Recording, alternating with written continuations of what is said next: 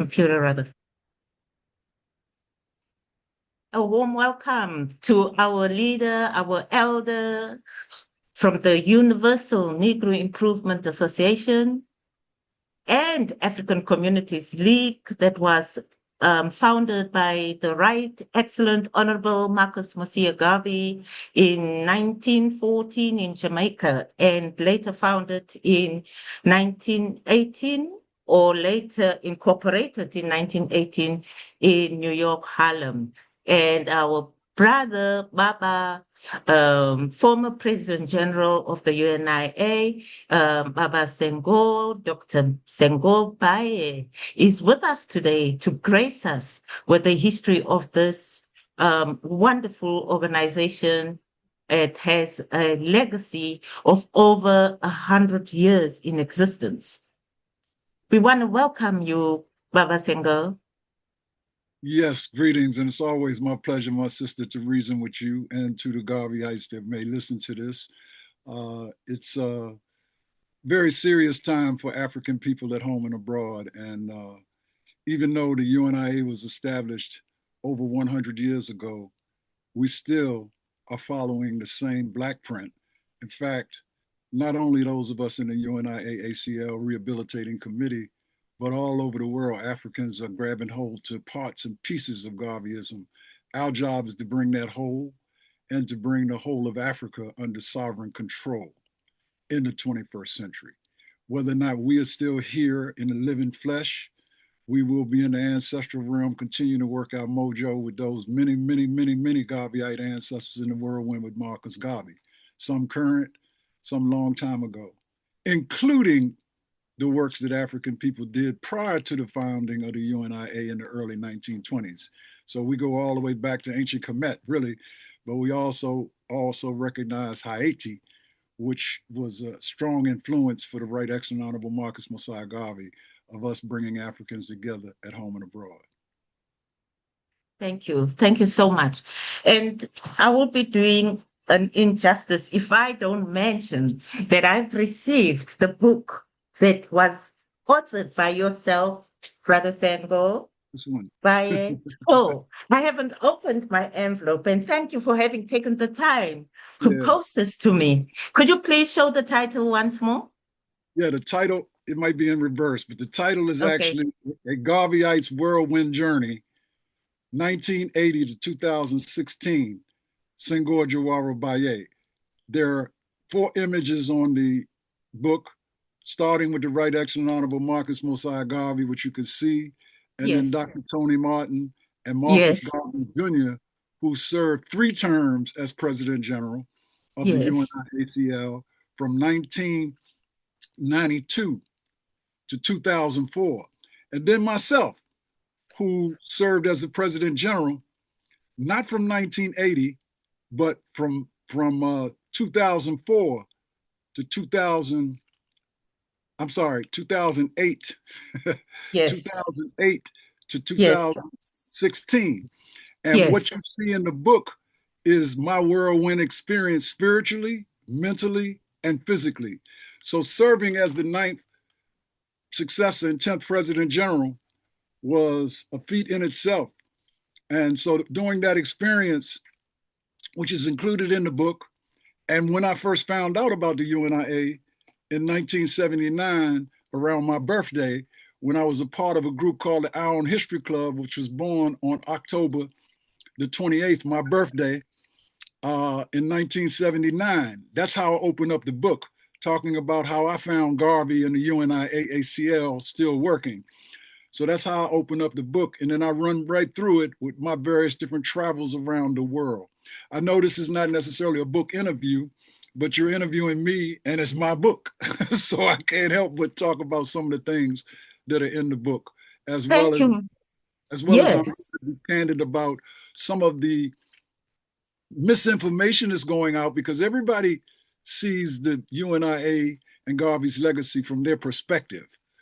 As one who was trained by Garvey, I like to keep it very real, because no offense to other people, but people see things differently when they look at history and when they look at our current situation and how they have vision.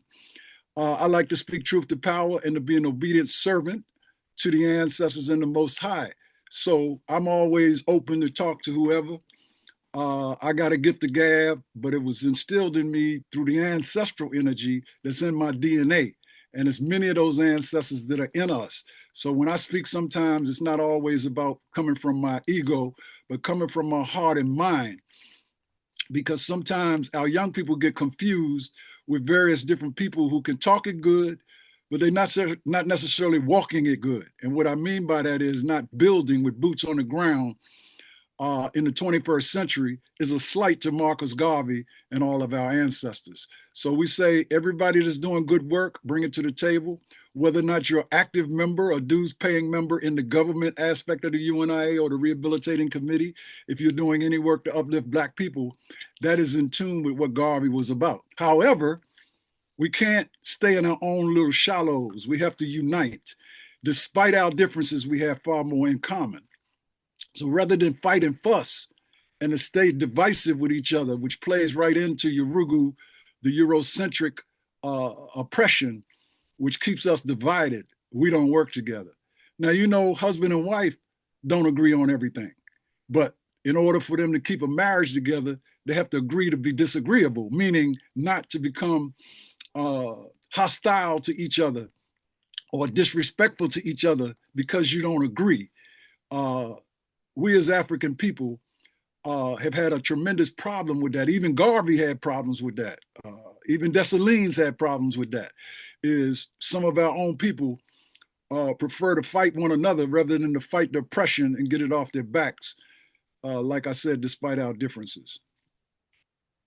Thank you so much, Brother Senghor, for giving us that background of where, the motivation came from for you to even start your whirlwind journey, documenting your whirlwind journey. We are going to dive into that book in our next follow-up interview, which will be your third interview. And I want to thank you for the work that you are doing, that we can actually today even witness through the book, and for having taken time to put together this book. It's not an easy task to put together a book, especially with the environment that we are in currently within actually the UNIA. Like you said, it actually came from your ancestral spiritual guidance that motivated you to put this book together. So thank you so much for sharing that very important point with us today. We will, like you said, because you authored the book, you will somehow here and there throughout this interview touch on the book, regardless that we will have a separate interview specifically for the book. So thank you for also, making us aware of that point. Then I want to thank you also for having attended the virtual event of the 139th birthday of the Right Excellent Honorable Marcus Garvey, and the first year of his pardon that was celebrated in Akwa Ibom State through the Marcus Garvey Thrillers Foundation School and the Garvey Institute that is run by Brother Shaka Barak in Chicago. And the fact that you came out as the RC2020 shows that you are about building. You're not about dividing.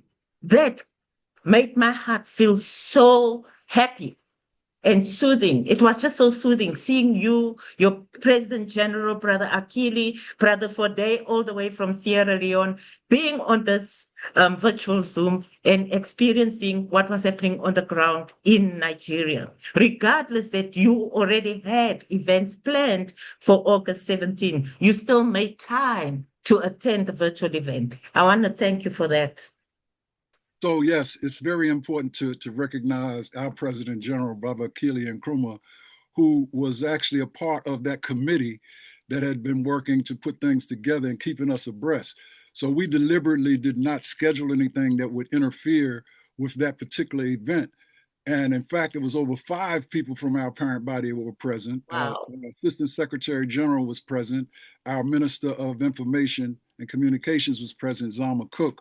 and Chief Fode, and Sister Kenya, who's the president of the division in Sierra Leone, the Basani, the Black Star Action Network International, President General, and myself. So he made it clear to us that this was something that we should participate with. So all of the Garveyites, even on the parent body, who had a tight schedule, they kept that in their schedule so that we could be on, and not just to show our solidarity, but to understand that we're building with anybody who's doing anything, not just to recognize the 139th birthday of Garvey, but anybody doing anything to uplift African people and focus people on the real work.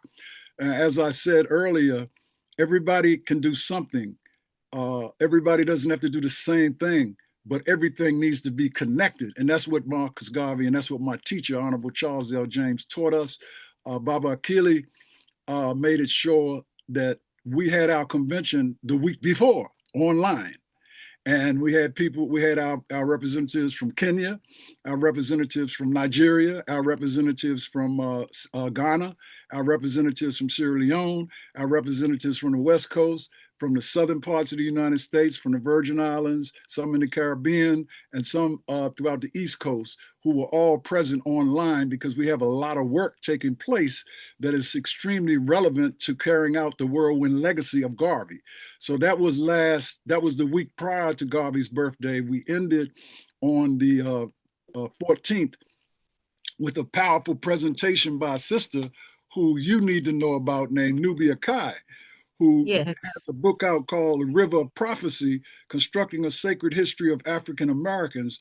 Dr. Nubia Kai ended our convention on a Freedom Friday, with a presentation about her book that shows the oneness of how everything spiritually in existence came from Africans.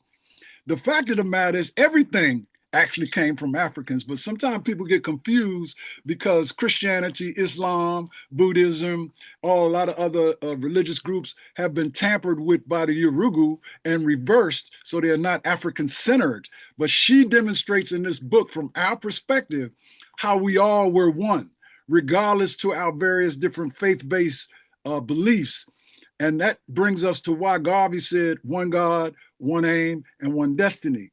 People like to fight over whether Marcus Garvey was Catholic, whether or not he was Islamic. Garvey was a universal Pan-African nationalist that was spiritually tied to all of the ancestors. So it's not about whether or not you're Christian, you're Muslim, you're this, you're that, or our traditional religions, whether you're Igbo, Yurugu.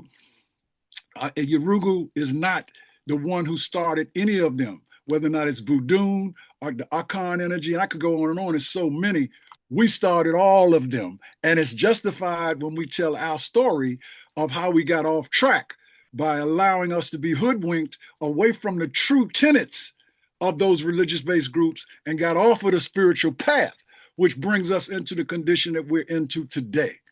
That's why Marcus Garvey, when he traveled around the world and saw us on the bottom of the rung, was saying, oh no, everybody lives off of Africa. Everybody lives off of our backs. We build everything. Why should we be on the bottom? He said, where's the black man's government? Where's the black man and black woman's men and women of big affairs? Where are they? He said, I can't find them. So he set out to build them. That's how the Universal Negro Improvement Association, Garvey and Amy Ashwood Garvey and several other Garveyites in Jamaica decided to establish the Universal Negro Improvement and Conservatory Improvement Association, but later changed to the UNIA-ACL, and then came to the United States in March of 2017? 1916.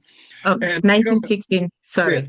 Yeah, the 20s, I got the 20s all locked in, because we in the 20s. Anyway, 1916. And then when he came here, he saw the ability of the Africans in the United States who had more access to resources. Even though we were in the Jim Crow era, they were still hanging black people. They were still butchering black people. Garvey traveled 38 states, and he was able to incubate in Harlem, New York. Fast forward, in 1920, he established the largest and most important convention ever held, even though we had conventions way before, all the way back to the 1700s, when black people came together to establish conventions and set them in place to try to find solutions to the problems that we were confronted with. That's why the UNIA established the Universal Declaration of Negro Bill of Rights, which is still relevant today, which is one thing that we're doing is upgrading it so people can see how a lot of those declarations relate to where we are today and where we need to go for tomorrow for African people. Wonderful. Thank you so much, Brother Senghor, for the detailed explanation of how meetings were held even before 1920, back in the 1700s. So Garvey was just carrying out his ancestral duty, like you are doing right now. He was also just carrying out what our ancestors had done before him. Could you name some of those ancestors, especially from here in the United States of America?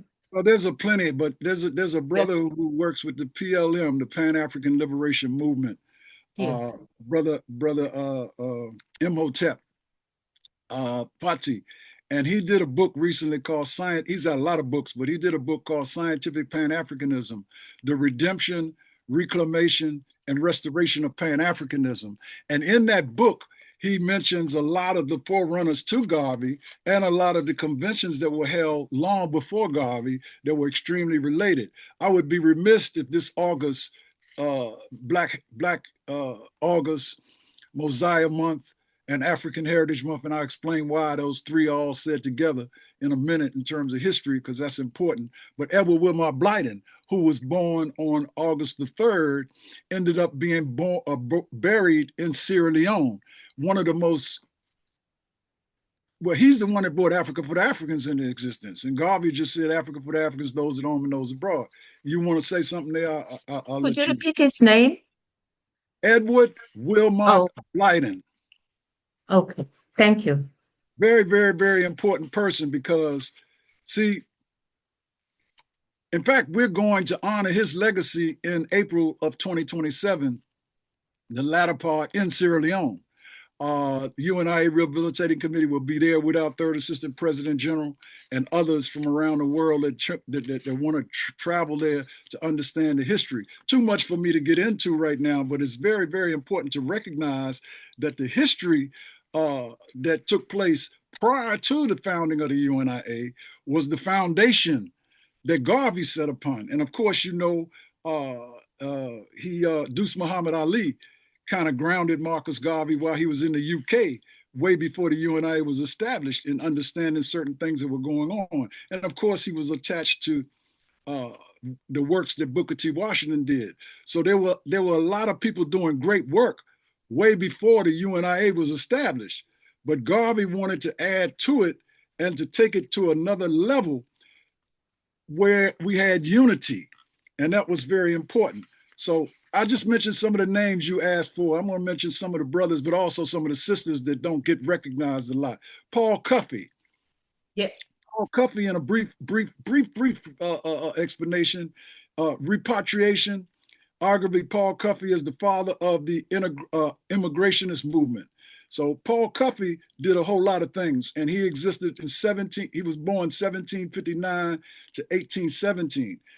Prince Saunders, who a lot of people don't hear that name, he was also an immigrationist and an abolitionist, and he did a whole lot of stuff along with Paul Cuffey. David Walker, which a lot of people don't read or hear about, were very important. David Walker's appeal to the colored people of the world, but in particular, very expressly to those of the United States of America. David Walker was born 1786 to 1830. And then John Brown Rushworm, 1799 to 1851. He was very influential, and a lot of people don't really recognize how important some of those giants were. And of course, like I said, I can mention a whole lot of others, like Martin Delany. Martin Delany was born 1812 to 1885. So you see, he died 2 years even before Garvey was born. But Martin Delany was extremely important, a strong Black nationalist who did a whole lot of things. And like I said, I'm just throwing the names. Y'all need to go out and do your own research on these people because it's very important. Henry Highland Garnett, 1815 to 1882. So these are the brothers I'm mentioning that did various different conventions. And then you had Alexander Cromwell, 1819 to 1898. And it's very important. Then you had James Thornton Holly. And you can just go Google these names and get information, 1829 to 1911.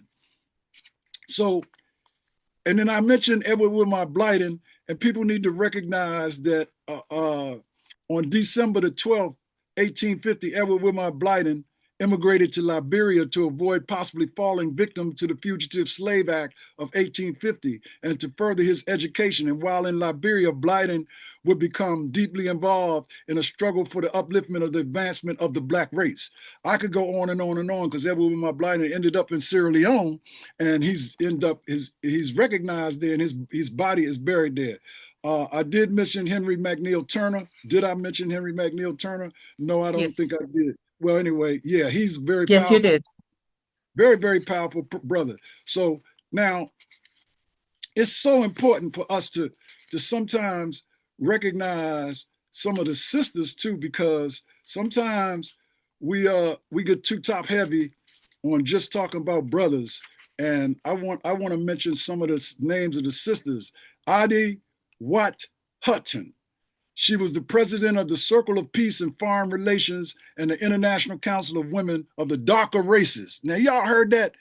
So a lot of times her name is Adi Wyatt Hutton. That's ADDIEWAITEHUNTON. Very, very important, because these are the pioneers of African people that put together conventions all over the place and did things that were extremely important. Now, of course, I could go on and on and on because there are so many African women. You have Nanny Helen Burroughs, who my wife emulates her life and legacy. She was a race first woman. Of course, people know about people maybe not know about, they know about Amy Jocks and Amy Ashwood. They may not know about Henrietta Vinton Davis. Henrietta Vinton Davis, a powerful sister. They may not know the name of Miss Estelle James. That's the wife of the Honorable Charles L. James, who actually is the only person that I can say knew every president general all the way up to me. And while living, she was a young Garvey cub in New Orleans in the age of 12 and became a part of the Black Cross nurses early on. So she grew up in the UNIA, later on, of course, married Honorable Charles L. James, but people know about Queen Mother Moore. They don't know much about Estelle James, but Estelle James, I actually knew Estelle James, and she was my teacher just like her husband was my teacher. And she transitioned from us after the hurricane that took place in New Orleans, Katrina. Yes, I remember.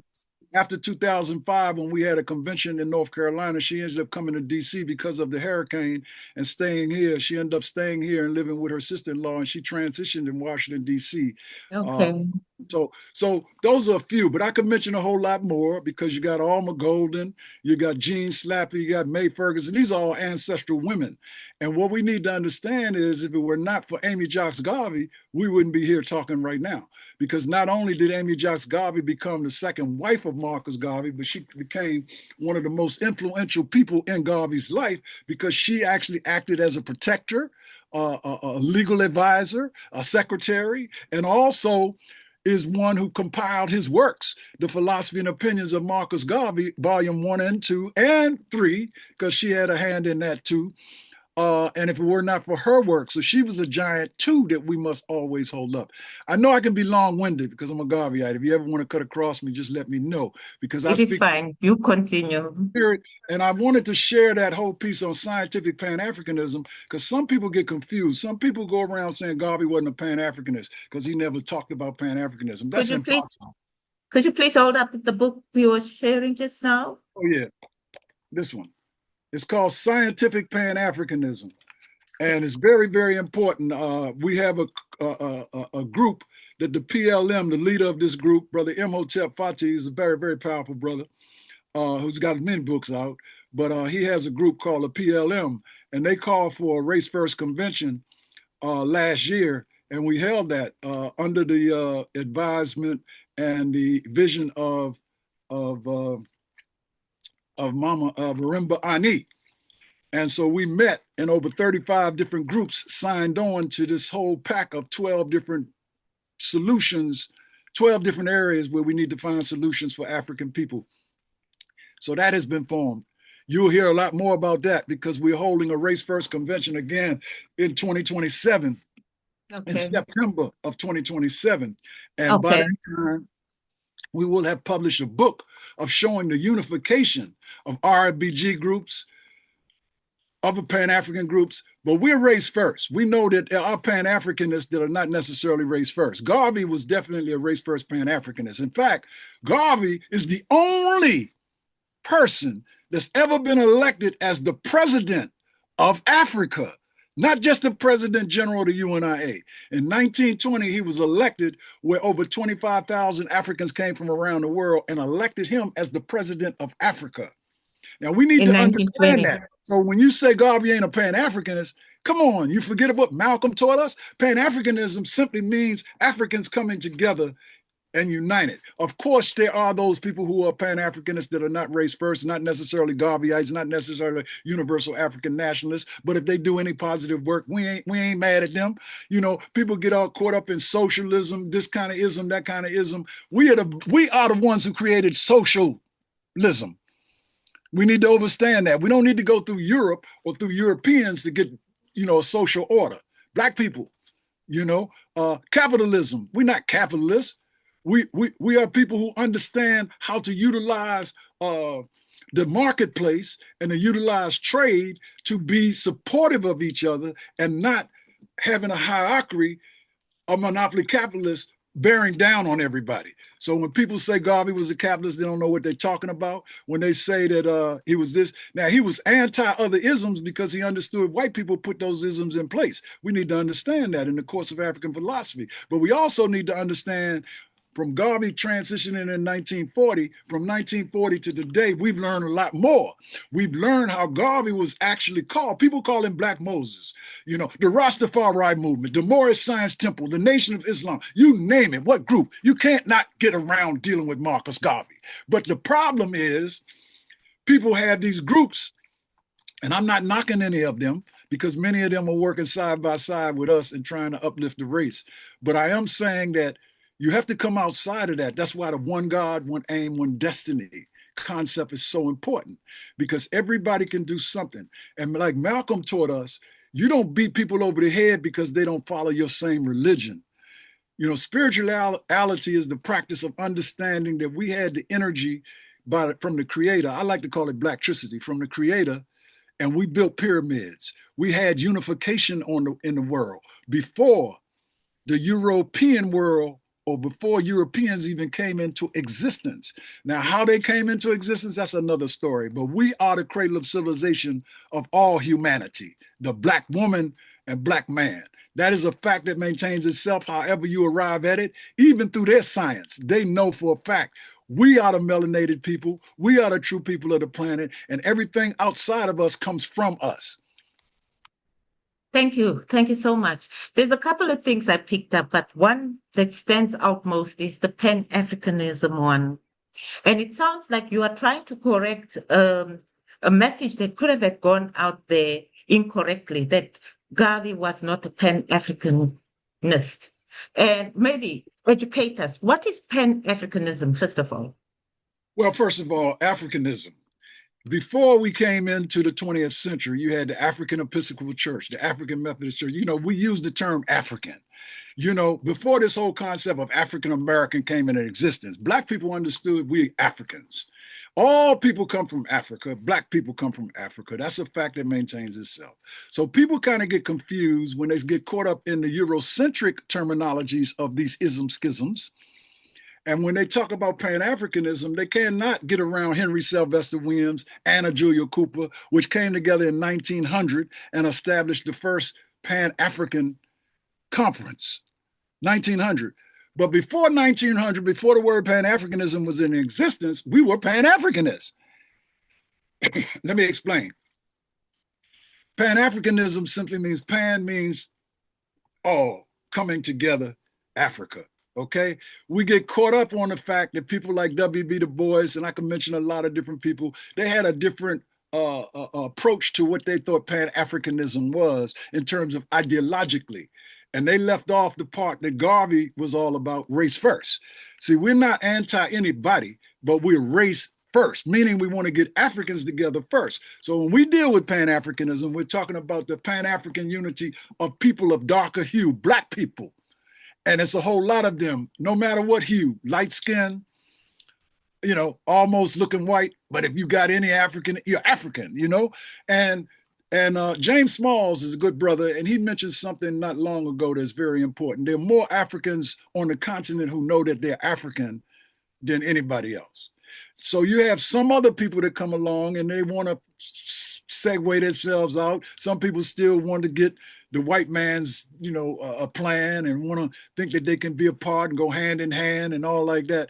That's not working for us, has never worked for us, and won't work for us until Africa is under African control. So when we say Pan-African nationalism, we're talking about universal Pan-African fundamental nationalism, which includes socially coming together. See, you see, we don't need to get caught up in all the different ideologies that have broken out, that various different men have put in place. We need to get back to the whole, and that's what Garvey was striving to do. So we say that we're Pan-Africans, and Pan-Africanism, Garvey was one of the most powerful Pan-Africanists, and Amy Jocks Garvey was a Pan-Africanist. So just because they didn't claim Pan-Africanism does not mean they weren't Pan-Africanists. As I said, before the 20th century, people were using the term African more than they were the term Black. And then when the term Negro came into existence, Marcus Garvey said, oh, if you're going to call us that, we want the N to be capitalized. We're not, you know, if you're going to put that nomenclature, that name on us, he wanted it capitalized, and he had a whole plan. But we understood always that we were of African descent. Universal Negro Improvement Association and African Communities League. Now, you could fight all day about that, and some people want to change the Universal African. That's fine and dandy, but we don't get caught up in that. I was told by some of the elders, you have the Mongoloid, you have the Caucasoid, and you have the Negroid. Well, that's the science that was broke down and broke up the one human race, and we didn't do that. So if you want to put a noid on us, we're Africanoid. We're Africans, because as long as there's an African continent where Black people, the majority of Black people come from, regardless to when or how they came, whether they came as captive or they came before that, we need to understand Africa is the cradle of civilization of all man and womankind. So Pan-Africanism is very important, and our definition of Pan-Africanism is not the same as some people might think. Our international organizing, we're working on that. We're actually going to put some papers out that actually define, from our perspective, what Pan-Africanism is really all about. Because people got caught up in ideologies where they want to include aspects of communism, aspects of socialism that Urugu touched on, and put them in and lumping them together. But if you look at the history, none of that has worked for us. In fact, those are some of the same people who attacked Marcus Garvey and the UNIA when they stepped out and have confused people up to today. So we like to clarify. And when we say rehabilitating, we're not just rehabilitating the government, we're rehabilitating the race. So that means we want to re-educate people on how they think and understand. We have tons of languages, African languages. We have tons of African cultures. We have tons of African political thinkers. All of this must come together to form one unified Africa. As Kwame Nkrumah, as Patrice Lumumba, as Sekou Touré, as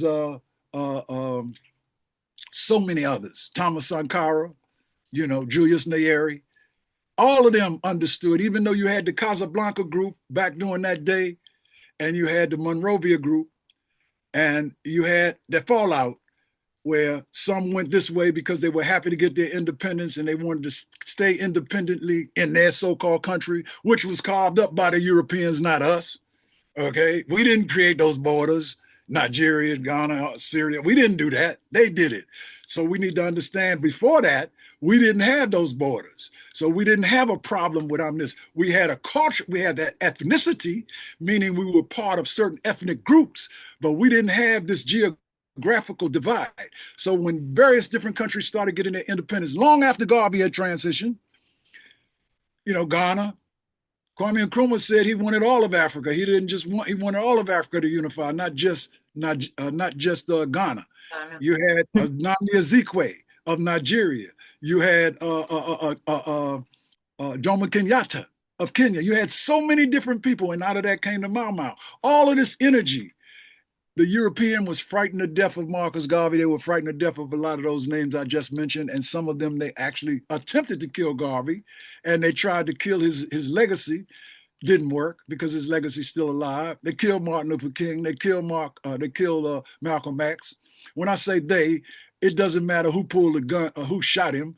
The powers that be are responsible for the death of Patrice Lumumba, certainly cut him up in pieces. That's how afraid they were of his energy.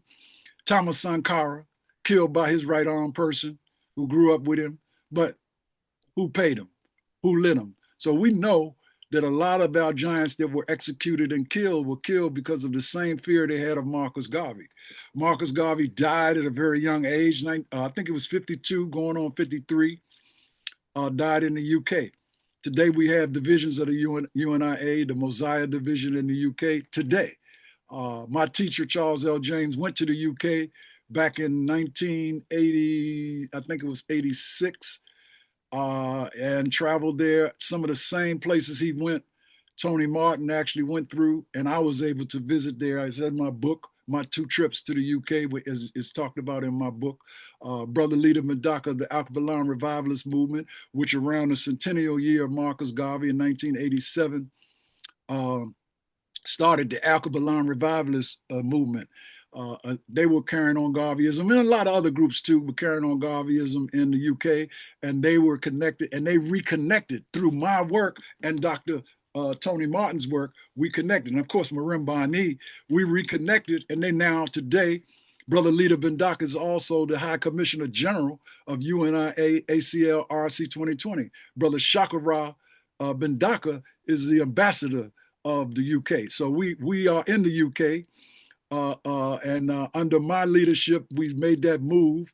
I stopped serving in 2016 as the President General. There was a lapse between 2016 and 2020 where some things transpired, which I won't go all into because I want to stay very, very diplomatic, that were not to our liking or to what we saw as the direction of the ancestors for building forward. We tried to work with that. It did not work. So in 2020, we revamped and followed what we were taught. Keely Nkrumah was taught by Thomas W. Harvey and several others who took the course. And I was taught by Charles L. James. We revamped because we wanted to make sure that we were true to Amy Jocks Garvey and to Miss James and all the ancestors to carry out what we needed to carry out. And so since then, we're in about 5 different locations on the continent of Africa, and we're continuing to build. No love loss of all these other people who call themselves UNIA, however they got to that. I don't want to get all into that because I can break it down. I've been around. In fact, many of them I brought into UNIA. In fact, I don't think any of them can say that they didn't come into the ranks of the UNIA if they didn't come through my works, even before I was President General.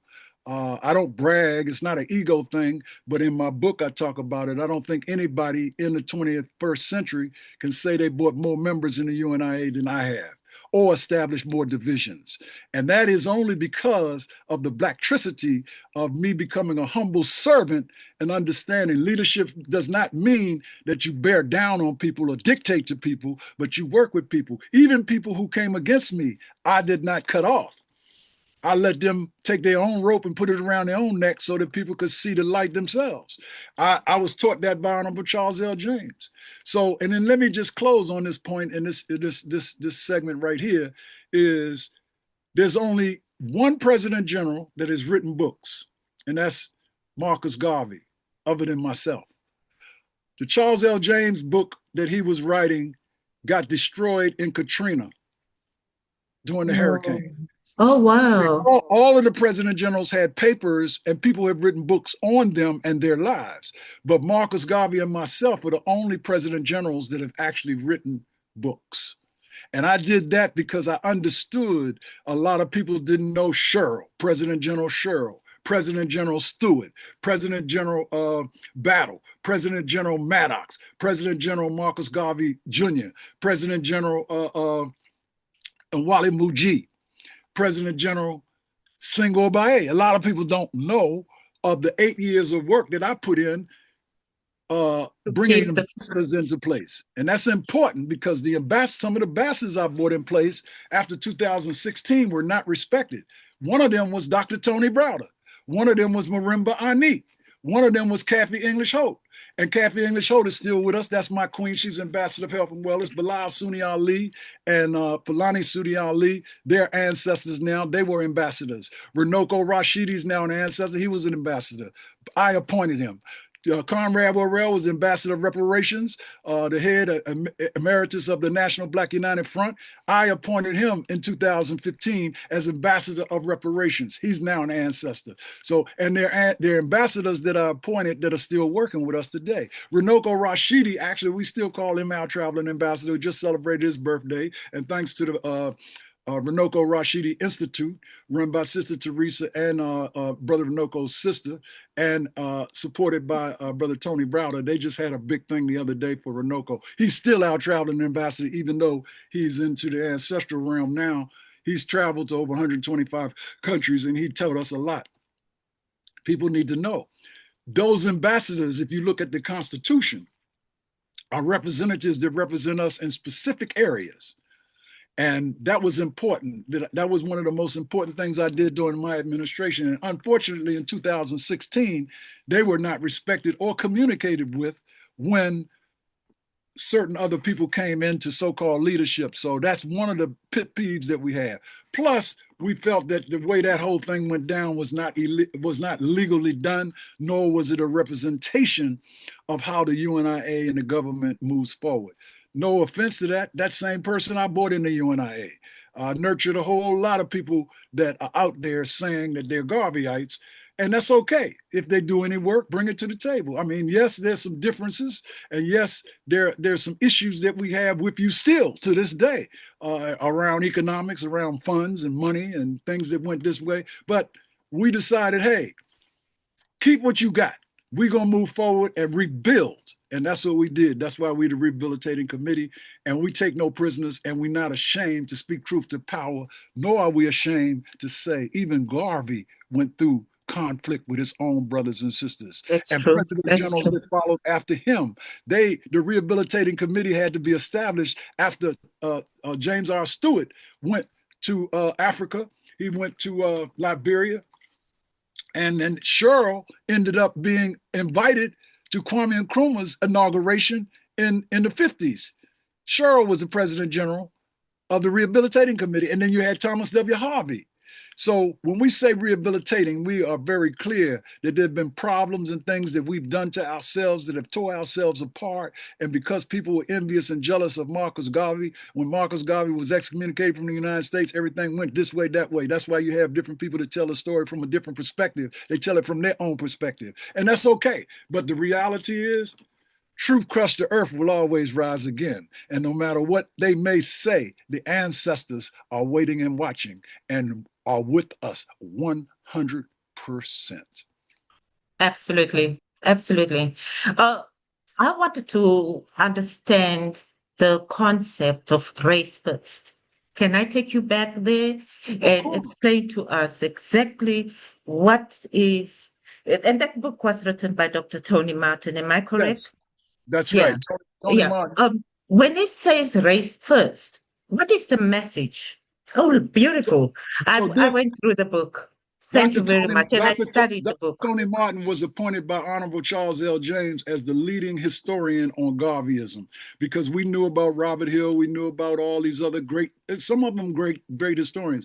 But Tony Martin actually interviewed all of the elders of the UNIA who walked with Garvey, and he did extensive research. And not only that, he was a tenured professor. Not only that, he wrote many books. Well, Race First was a book he did in 1976. And Race First actually talks about the ideological and organizational struggles of Marcus Garvey and the Universal Negro Improvement Association. So let's get back to Race First. It's simple. When you hear people say they were a race man, that means that their work, or race woman, their work was about uplifting African people. They weren't necessarily anti anybody, but they were pro-African because they wanted to uplift African people, because we were the ones that built the pyramids. We're the first people of the planet. So race is a construct that has came into existence. We know that there's one real race, and it's called the human race. However, throughout humanity, that has been broken up. And unfortunately, it's been broken up in such a way where people get confused. So when we say we're race first, Garvey said, if the Chinese want to have their God, let them have their God. If the Europeans want to have their God, let them have their God. But for Black people, our God is Black. Meaning, all the scriptures that you read will tell you that we were created in the image and likeness of the Creator, and the God that created us is within us. So we have the ability to be godlike, or we have the ability to be anti-God.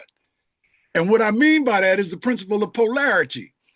You can either be positive or negative. You can either take the blessings of life and be a destructive person, or you can take the blessings of life and be a constructive person. So when we say we're race first, we're meaning we're going to be taking care of Africans first, like everybody else does. They're race first. If you can't tell me that any other people outside of Black people ain't race first, they look out for their own. We have to do that. So when we say we're race first, we're not anti anybody else. We're pro-African, meaning pro-Black, pro-melanin, pro-Black. Now, of course, you've had this issue of light skin can go here. If you're Black, get back. If you're white, you're right. All of that is hocus pocus, because all humanity comes from Blackness. That's why I like the word Blacktricity, because all life on the planet has to have that love of the divine Creator to even have life.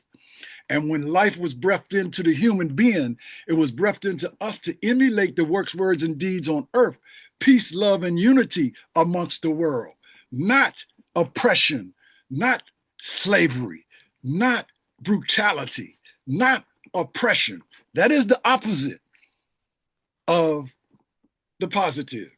Principle of polarity, hot, cold, up, down, positive, negative. So we have some of our own people who have played more into the negative side than the positive side. And they don't become righteous. In fact, they don't become ancestors. If they live a life of corruption and brutality, they become ghosts when they die. They don't become ancestors. Ancestors are those who do great work to uplift us. So we need to understand that. That's an African concept. That's not a Senghor concept. Yeah. We need to understand that. But you also need to be, respectful to your lineage, your mother. Like my mom's, I learned so much from my mother, my grandmother, my great-grandmother, my great-great-grandmother.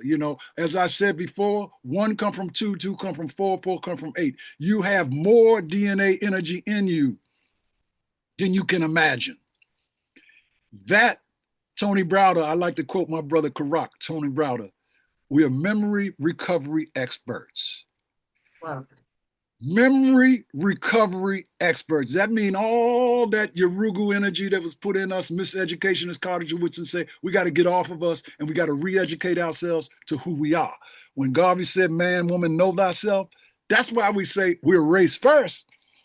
Because to know ourselves, we'll know we're race first. So all those race men and women that are ancestors now, they're still with us, working their mojo in the ancestral realm.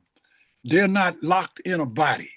They're out there but they're living in a spirit. Like Garvey said, count on him to return. and to be the real Marcus Garvey, and to be a terror against the foes of Negro liberty, and to bring with him countless millions of ancestors who died in the Middle Passage, whose names we do not know. So we need to understand that spiritual power. So when we don't just talk about pouring libation. Yeah, we pour libation. We don't just talk about putting pictures of the ancestors, on the wall. I have ancestors, all kinds of ancestors on my wall. And it is very important for us to revere the ancestors. And just pardon me because I just pulled my plug out. I got it. It's back. It's So okay. anyway, it's important for us to recognize our ancestors all the time.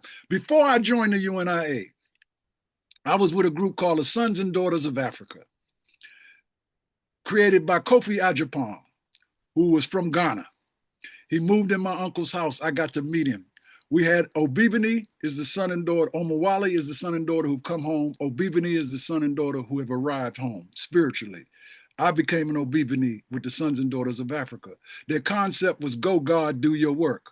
Garvey, Osagyefo, Du Bois, and Douglas, and all the others. Go God, do your work.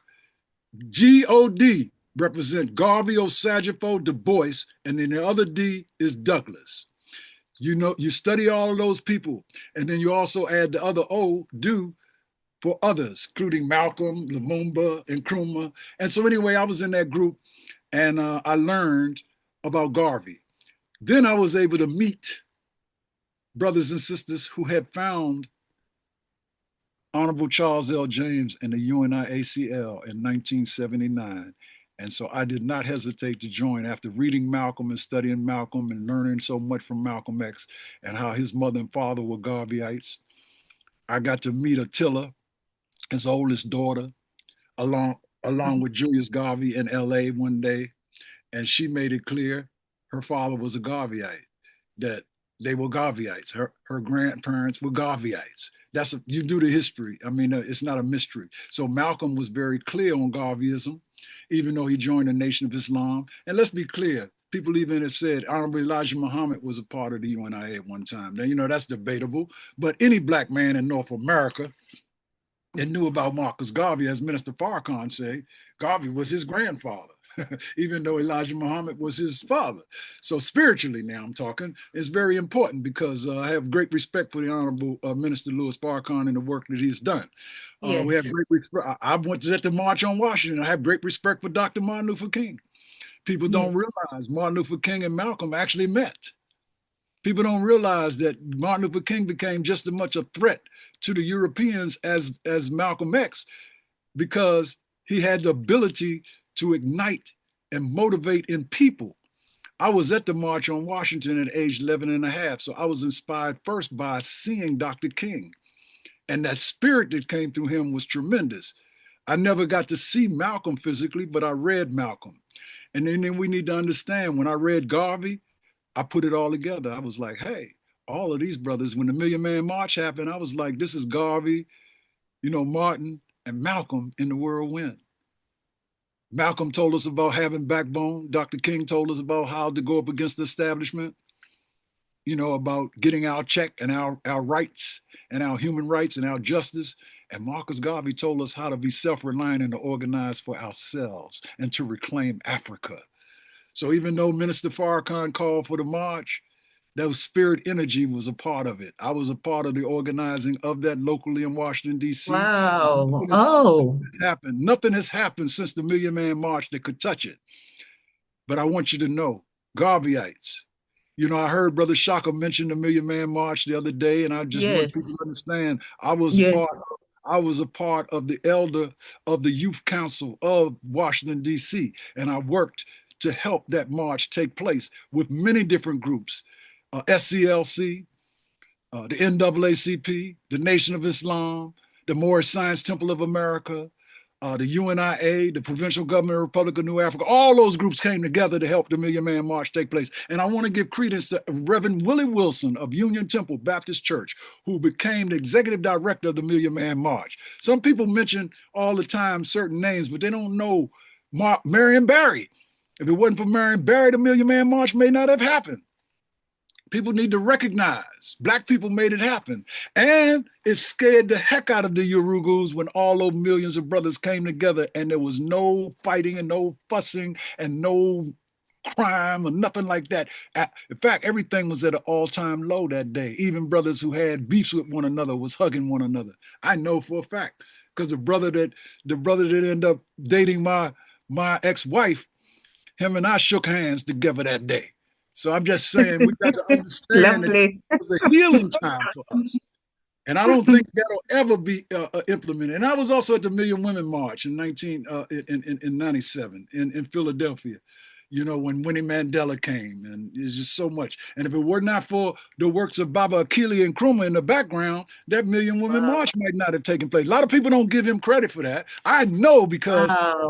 Akili was working in with the system in Philly, and he aided and assisted in making sure that that thing took place. I saw it with my own eyes, so I know. So when people talk about Akili Nkrumah and his legacy, they don't know. Not only that, he was the leader of the Marcus Garvey Shule even before I came into UNIA back in the 70s.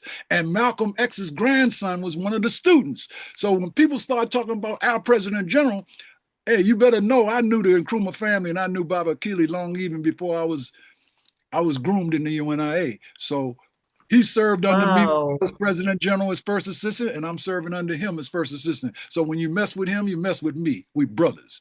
And I just want to make sure to all y'all out there that don't understand the legacy of our president general, Baba Yeah. Akili, is thorough. And Wow. mine, I didn't know. we were in the movement before we even joined the UNIA. So we go back. Akili was one of the most powerful independent schools in Philadelphia.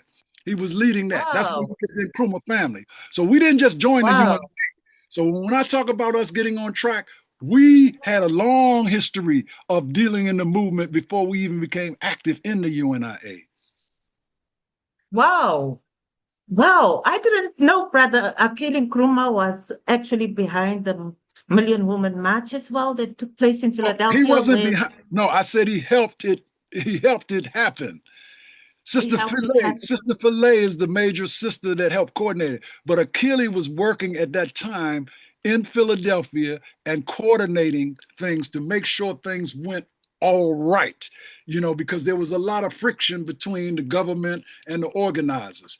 Baba Achille was a buffer between all of that. He was one of the brothers that aided and assisted in making that thing happen. And I put that out there publicly. I don't take no prisoners. He don't talk about it because we don't like to brag all about all the stuff we've done. I created a group called Stop America from Eating the Young back in the 70s. It's still in existence. We got a 135-acre estate that's in North. Well, we don't have it, but the former president has it, Brother Swami Gyan Kurti, in South Carolina. So there's a whole lot of work that we put into the movement even before we got into UNIA. So I just Yeah. want people to understand we are Okay. about institutional building. And that's just me and Achille. I could tell you about some of the other people on the parent body Yeah. that have had that kind of history too in all kinds of movements because we're about bringing movements together. I'm also a representative of Wonderful. the Pan-African Federalist Movement. And we work Yes. bringing unionists together. I work with Brother Jumai, who is Yeah. the international secretary, and I'm one of his assistants on the Yeah. international level. And we're working together in 2027 to bring unionists together. And we're working on building regional. So we're calling on different organizations because for those who do not understand the concept of the PAFM, you need to understand it's a Garveyite form group too. So and the same thing with the Rastafari community, the Ethiopian World Federation. All of these groups are legitimate, but we need to be one force. And we are still building what we consider to be the government Garvey called for us to build. So when we all come together and united, despite our differences, we move with one force, one army, one country, one continent, not carved up, you know, and say, well, I'm a Jamaican. No, you're African Jamaican. You're a Trinidadian. You're African Trinidadian. No, I come from South Carolina. I'm this. No, you're a Gullah African, you know. And so we understand the history of Gullah people. So it is a lot that comes together if people understand the truth. You see, we have a lot of people traveling all around the world calling themselves Garveyites and speaking all over the place and spending money here and there, blah, blah, blah, blah. All that's good, but we want to know, who are you tied to? Who are you organizing with? Because it's not about individuality. It is about collective work and responsibility and cooperative economic development for a political union of one sovereign continent. So we got plenty that can tie to that. And I mean, I could tell you people that have come and gone out and done their thing and think that they can do this. Oh, fine, but the reality is our ancestors are waiting and watching. Absolutely. Absolutely. And where good work is intended, the ancestors will lead and guide you in the right direction. Thank you so much for that information. Brother Senghor, just to go back to what you already have shared with regards to the Million Man March and the Million Women March. Today, are there structures where if people want to become members of those two, are there places where people can go to become part of those initiators, those two initiators? I think for the Million Women March, I know there's Empress in Philadelphia. Yeah, There's Empress Chuaneso. Empress Filet, can you hear me? Okay. Yes, yes, I can hear you. I don't know why I just lost my picture. I'm trying to get back to it. I don't know what's going on here. But I can hear you, No, I and know. I hope you can I hear know. me. I'm saying I lost my screen. I can't see myself or see you. I don't know what's Oh, going on. I see you though. But if you can get it back, it will I'm be working on it. I'm on working your on side so that you see yourself is good. So with the Million Man March, I do hear Brother Shaka Barak always referencing that, and that if we could mobilize like that, then, and also with the Million Women March, if the mobilization went so well, what stops us today to continue that spirit? Like you say, at the Million Man March, you felt the spirit of Malcolm X, you felt the spirit of Garvey, you felt the spirit of Dr. Martin Luther King, that they were there, present with you, all there. And what stops us from continuing to be able to mobilize masses the same way that was done during the Million Man March and the Million Women March? Would you like it. maybe to enlighten us or maybe give us ideas of how can we do this even better today? Okay, I'm double tasking. I'm still trying to get my screen back. But Yes, basically, you can try. huh? You can I don't. keep trying. It's okay. We can wait on you. Yeah, I know. I'm just getting Zoom up on my screen now. I don't know what happened here. Uh, but okay, well, I'll start talking though. It's while I'm still trying to do this because I might have to go out and come back in. Yeah, I think I'm gonna have to go out and come back in. Give me a second. Okay, let me pause. Yes. So basically, one of the most important things is we have to love one another. We have to love ourselves and love one another. We have gotten away from understanding conditional and unconditional love for each other. Love conquers everything. And our people are very frustrated, very hungry, uh, very angry, Yeah, still suffering from post traumatic slavery syndrome, that's true. sick physically, Mhm, confused mentally, mhm. and and even people who are in the movement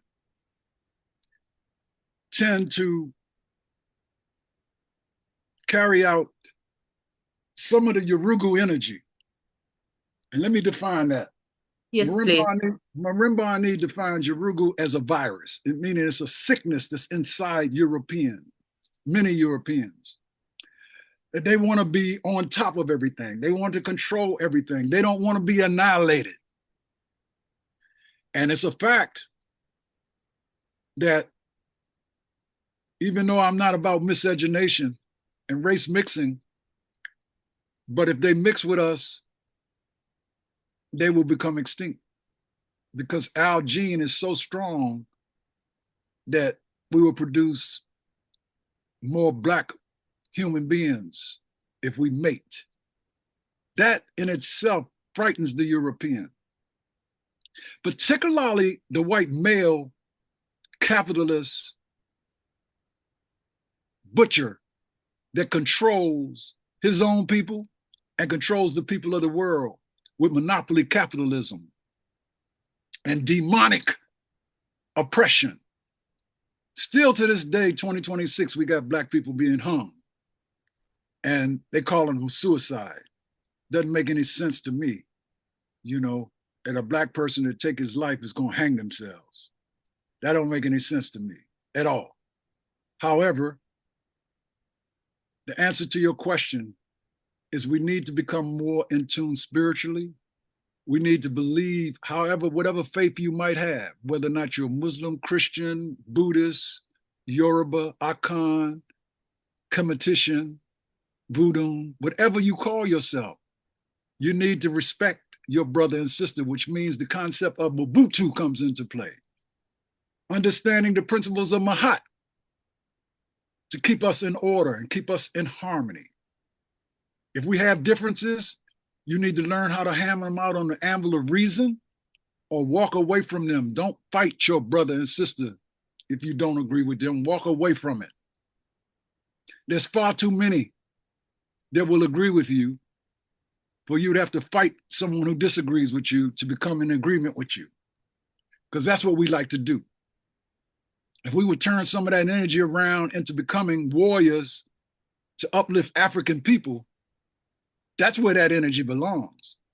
We still have Black people in the military of the United States military in particular, fighting wars.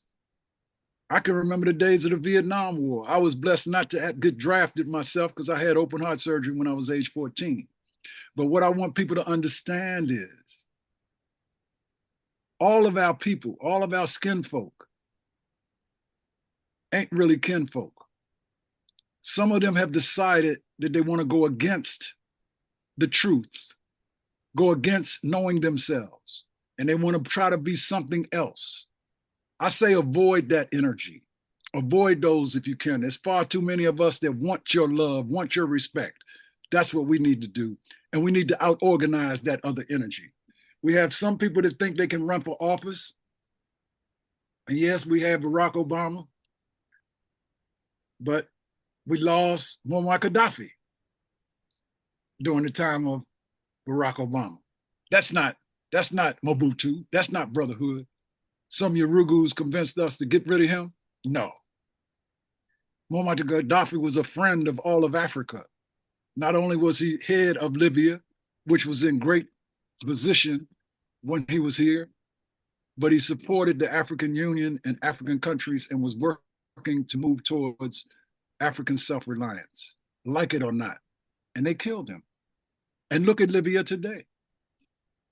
So we don't just fight on that level. We fight even on a ground level. We have young brothers and sisters out here getting guns brought into them, former military weapons dropped in our communities, and we killing one another.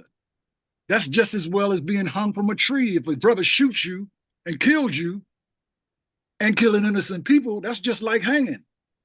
But it's being done by our own people. So we need to be able to organize against those things, and we need to stop fighting one another and love one another. So even if you disagree with me, don't come against me, because I'm going to treat you just like I would a Yurugu coming against me, black skin and all. And it's called survival of the fittest. But no, if you have differences with me, come to me in love, and we can work something out, because we got more in common. We don't have to work on this, but we can work on that together. That's true. That's so true. it's kind of important. The basics to our problem is the lack of love and knowing thyself, knowing how powerful we are. A lot of our young brothers, and that's our fault. That's the generation I come from. That's our fault. We let it happen, because we didn't follow John Henry Clark and what he was trying to teach us. We didn't follow it properly. Joseph Ben Jokanan, John G. Jackson, Asa Hilliard, Ivan Van Sertima. I can name a whole lot of ancestors that paved part, added to the black print of the UNIA in the direction we need to go in. Sheikh Anta Diop, Kwame Nkrumah, Julius Nyerere, and let's don't forget Dessalines of Haiti, because for those who do not know, Haiti opened up the door for all African people to come there to have citizenship. So when we talk about one Africa, we're talking about one Africa for African people worldwide. Not only Africa, worldwide. And we got a problem with this whole thing of descendants. You know, we Afro descendants. I got a problem with that. I'm an ascendant. I'm not a descendant. I ascended from Africa. I didn't descend. You follow me? So the United Nations, who came up with that concept, we have some of our people using that terminology even today. We say we got to be African-centered. And in African-centered, the first term you have to use is African. Renoko told me, if you call yourself a Christian, you need to be an African Christian. If you call yourself a Nigerian, you need to be an African Nigerian. If you call yourself a Gullah, you need to be an African Gullah. Everything go back to Africa. And so that's what we need to understand. That's the unifying factor. So we got a lot of work to do. And people think it's going to happen instantly. No, they put us, it took a long time for us to get us in this situation. They call this country as 250 years. Everybody in this country is an immigrant. Everybody on this continent is an immigrant. So this whole thing, fight against immigration, that's all about black. It's all about race, afraid. The so-called Latinos are becoming a leading population along with Africans in North America, and sooner or later, those two populations together will outnumber the European, and that scares the hell out of Urugu. But let's don't dwell on that and think that pie is going to come from the sky. We need to build. We need to, this is for all our African leaders on the continent to understand, I call you a nation state. You're a nation state until you become tied to all of Africa. And not just the Berlin Conference thing saying that you're a Ghanaian or you're Nigerian or I'm Tanzanian. No, you're African and you belong to the African continent. And we need to stop this foolish fussing and fighting and killing one another, because that is exactly what the enemy wants us to do. That's how they disempowered us in the first place. And to keep us disempowered, they keep us fussing and fighting and killing each other while they come and take all the gems from Africa. Stop it. So that was my message to those people who may not understand. You're falling victim to a Eurocentric system of violence. Get rid of that violent thought and come back to the common thought of helping mankind and help uplift us. You know, we're a social, friendly, humanitarian, charitable, and expansive society dedicated to the upliftment of African people. Can I ask you, why did Garvey refer to improvement of the Negro people? Why he saw exactly what I just said. He saw us needing to be improved with who we were, using the power that we have. You see, when you say universal, you're talking about not just the earth, that's universal. Yeah. Improvement association, meaning associate with those who wish to improve themselves. Universal Negro Improvement Association and African Communities League. So Garvey saw problems taking place on the continent. Garvey understood the Berlin Conference. Garvey understood that Black people were settling for the crumbs off the table and not building the table our own selves and putting on the table what we want. So Garvey saw that. So he knew we needed to improve. I like to say ameliorate, which means improve oneself, ameliorate. We would not be in this condition if some of our own people did not fall from grace. And I'm not going to give you that story about, oh, some of them sold. Oh, no, some of them, we got tricked. We didn't know nothing about pale-faced people until they came onto the continent. We didn't know whether they were ghosts. We didn't know what was going on. Okay. Of course, some of us may have, because the Moors, they traveled and went north, and people got to understand the history of Europe. You can go anywhere in the world and find the original history is going to be black people, anywhere.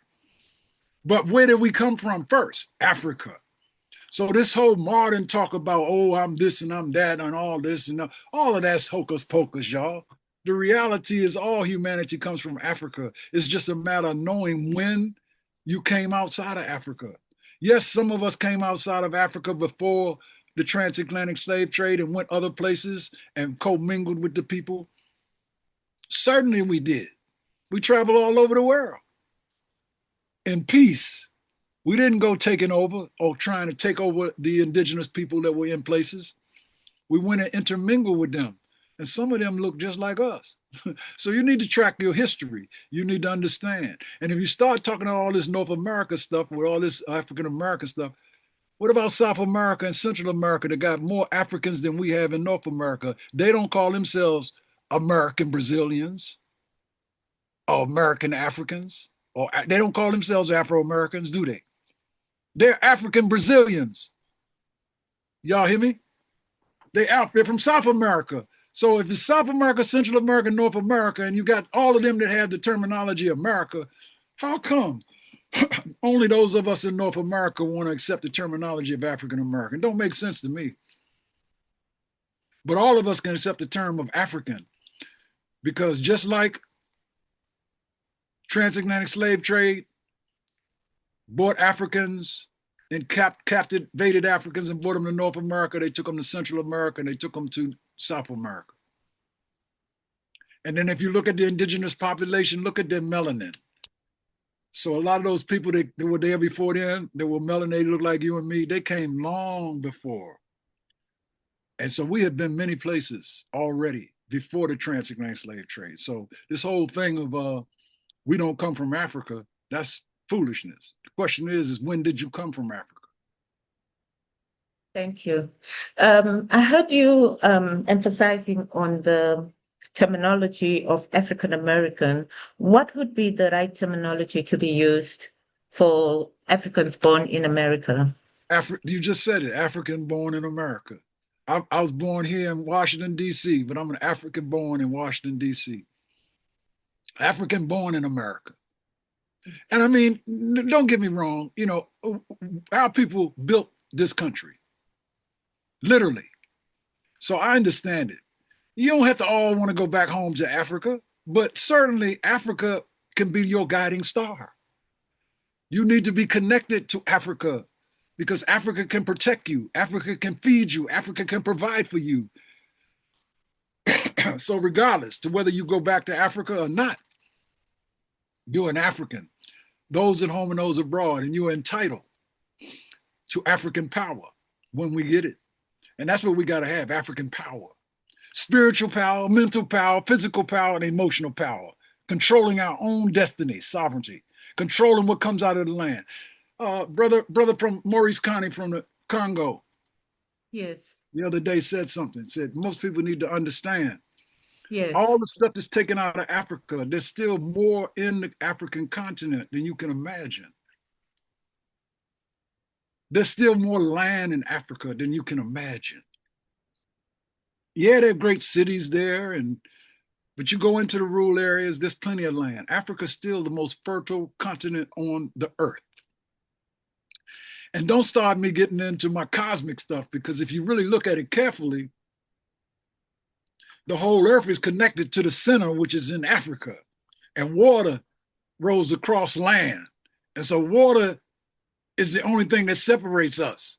Otherwise, we could walk to each other. So you got to go in the water, though, to get to other continents. But at one time, these continents were connected. Look at a map. Look at the real African map, and you'll see what I'm talking about. It's like a puzzle. You know, if you remove the water, you'll see all the land connected. Well, Africa is the center of the world. Don't let nobody tell you different. Africa is the center of the world. And where first creation took place was in Africa.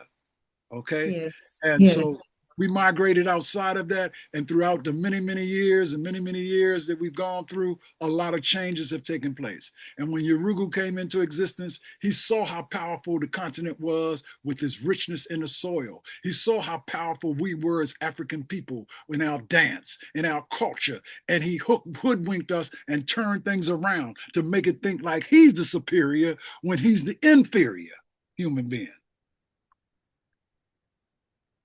Yeah. Now, what is your message to the youth globally? I want to say Not that only in America, not only in Africa. If you were to speak to the youth today, what would be your message to the youth? first of all, I'm almost 75. I'm still a youth advocate. I've always been a youth advocate. I love my grandchildren. I love children. I love youth. Youth are the present. They are the future, the present and the future. I remember I said the present and the future. So we understand you're frustrated. We understand you're confused. We understand that you don't like what you see going on. We understand that you're not afraid. We understand you want to see a change, but there is a method to the madness. There's a method to it. Respect your elders. Respect the older brothers and sisters. Don't throw away them because they are the jewels from which you come from. And remember, you have inside you the ability to rise up. Man and woman can do what man and woman have done. So we do not have to accept these conditions, but there has to be an organized methodology in how we change that. And you can't throw us away just because you're frustrated because we have not done what you thought we should have done to improve upon things the way they are. But we have to accept that reality and we have to do what we can to improve it.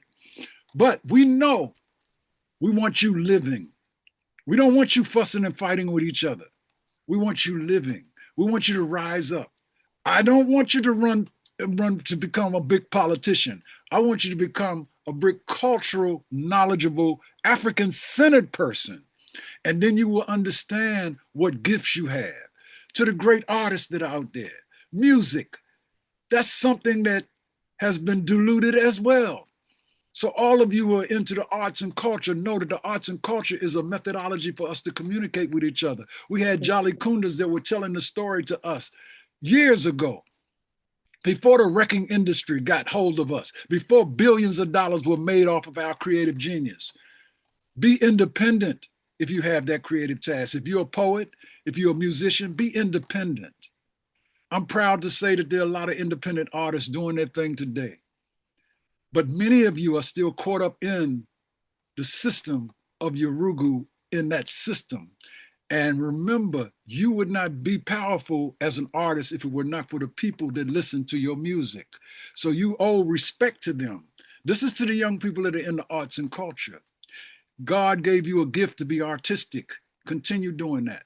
To those brothers and sisters who want to be a part of the movement, get involved with an organization. I prefer a race first organization, and one that's going to help uplift you and give you the tools that you need to move forward and improve upon yourself. If you're not going to read the many books that many of us have read and studied, be careful of the internet. Be careful of what you believe. I know AI technology is out here, but there is no technology without ancestral energy. I say AI is ancestral. Y'all hear me? Intelligence. Yeah. Man has created, because of his ancestral intelligence, artificial intelligence. So, but be very careful what you believe on the internet. Try to do proper research on the names that you hear about. Don't just call on Marcus Garvey, Martin Luther King, and Malcolm X. Study them. Find out what their lives were about, because each one of them gave their life to you. In closing, this being 2026 Black August, which was established by George Jackson and those people who supported George Jackson in the penitentiary. It's now recognized all around the world outside. We need to recognize a lot of our people that are incarcerated. I don't want our young brothers and sisters to go that route. We have political prisoners that didn't ever commit a crime, that done 30 and 40 years, and some of them came out and have died. Some are still, like Mumi Abu-Jamal, still confined in the bowels of the belly of the beast. But we all are suffering in mental slavery because we have not taken control of our own destiny, young brothers and sisters. So know that I'm still a child of the Most High. So no matter whether I'm becoming 75 or not, I still respect my elders and those ancestors, those elders and the ancestors that came before me. You should do no least. You should do the same. It must be consistent. Marimba Ani say, let the circle be unbroken. And when you have tapped into that circle and become a part of that circle, you will understand the African-centered approach that we are taking to move forward. So youth, love yourself, respect yourself, be patient. I ain't gonna tell you not to burn the fire. Burn fire, but be patient. Understand that the oppressor wants to get you caught up in the loop, kill you even. Eat right. Stop eating stuff that's gonna kill you. Stop listening to all the poison coming into your mind, and understand we got the Blacktricity power to become the kings and queens that we once were. So I say, up you mighty youth.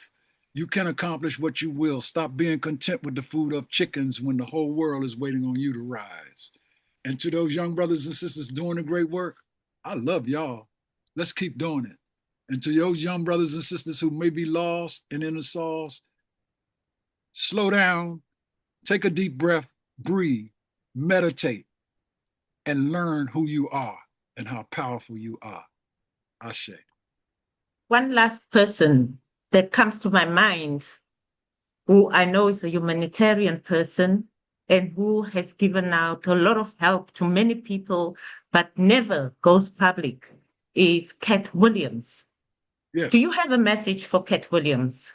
Yeah, that Cat if Williams, he comes across this video, what is your message to Cat Williams? Hey, Cat Williams, you know, you're a very, very, very talented brother. You're intelligent. I have followed you and checked you out. I've checked you out. I've done quite a bit of checking you out. I really am impressed with your creative ability. In terms of the movement, you and all the other artists that understand the truth, because I do see you as being very conscious and truthful. We need you. We need you to continue your works, words, and deeds. For those of us in the movement, love you. We need you. And keep doing what you're doing, bro. And don't be afraid, because I know you're going to do it because it's in you. I think the ancestral energy is within you. And you are a very funny brother, by the way. You keep us cracking up.